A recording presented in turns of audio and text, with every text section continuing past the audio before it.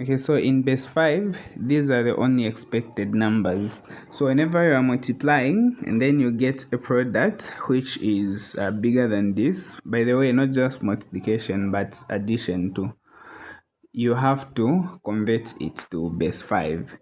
So let's multiply 3 by 4. This is 12. Of course, we do not have a 12 in base 5. So what you do is you divide 12 by 5. 5 into 12, that's a 2, remainder 2. So you write the remainder down and then carry this 2 over to the next digit. So you can just put it there so that you don't forget. And then 3 multiplied by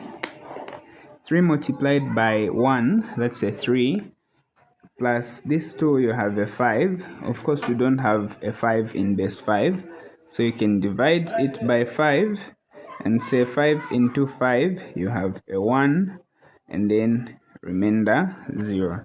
So you write the remainder down, not the quotient but the remainder. So you write the remainder down and then carry this one over to the next digit. Then you can say 3 multiplied by 4, that's a 12, plus 1, you have a 13. We don't have 13 in base 5, so you can say 13 divided by 5, and then 5 into 13, this will be a 2, remainder 3. So you write the remainder down and then carry the 2 over to the next digit. Yeah, and because we don't have anything this side, you can just write the 2 down like this. And then next we can multiply by 4. And then we can say 4 multiplied by 4, this is 16. We don't have the 16 in base in base 5, so you divide it by 5. So this into 15 into 16, 5 into 16, you have a 3, remainder 1. Of course, you need the placeholder there. Let me just write the 2 nicely.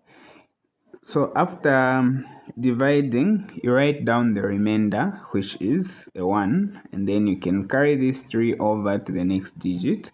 And then 4 multiplied by 1, you have a 4, and then plus this 3, you have 4 plus 3, that's a 7. And then you divide it by 5, then you can say 5 into 7, that's a 1, remainder 2. So write the remainder down and then carry this one over. So you can write your 2 and then carry your 1 over to the next digit. And then 4 multiplied by 4, this is a 16. And then 16 plus 1, remember we carried the 1, so 16 plus 1, you have a 17. So because 17 is not in base 5, we do the same thing. So this into this, that's 3, remainder 2. So you can write the remainder here and then carry the 3 over to the next digit. But because we don't have anything there, you can just write it like this. By we don't have anything this side, I mean you're not multiplying 4 by any other number. What others do is they'll put a 0 and say 4 multiplied by 0, that's a 0, and then plus 3, they write a 3, but it's the same thing. So now we can add. Remember, after multiplying, you have to add. So 2 plus 0, this is a 2. We have a 2 in base 5, so you can write it down. Then 0 plus 1, you have the 1. You have the 1 in base 5, you can write it down. 2 plus 3, that's a 5. And then because we don't have a 5 in base 3, you can say 5 divided by 5. And then you have the 1, remainder 0. So that means you write the remainder down, which is a 0, and then you carry the 1 over to the next digit. So this plus this, that's a 4, plus 1, you have a 5. So again, 5 divided by 5, you have 1, remainder 0. So you can write the 0 and carry the 1 over to the next digit. And then 3 plus 1, you have a 4. and you're done. Of course, this is in base 5. So that's your answer there. So you can quickly solve this one as well. So you can say 4 times 3, this is 12. We don't have a 12 in base 5, so you can divide 12 by 5. So you have a 2, remainder 2. Write the remainder and then carry the quotient over to the next digit. Then 3 times 1, that's a 3, plus 2, you have a 5. So you can divide that 5 by 5 because we don't have a 5 in base 5. So this one will be 1, remainder 0. So you write the 0 down and then carry the 1 over to the next digit. And then 3 times 1, that's a 3, plus 1, you have a 4.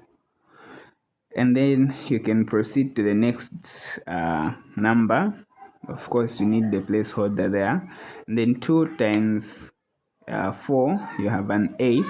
So you can say 8 divided by 5. So this one will be 1, remainder 3. And then now you can write the remainder down and then carry the 1 over to the next digit.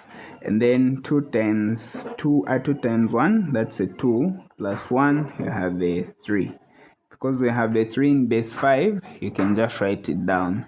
And then 2 times 1, that's a 2. We haven't added anything to, we have nothing to carry over, so you can just write it as a 2. And then we can proceed to addition. Then 2 plus 0, you have a 2. 3 plus 0, you have a 3. 4 plus 3, you have a 7. So because we don't have a 7 in base 5, you divide it by 5. So this into this, you have a 1, remainder 2. So you can write your 2 down and then carry this one over to the next digit. So now 2 plus the one we have just carried over, that's a 3. And then just indicate the base and you're done.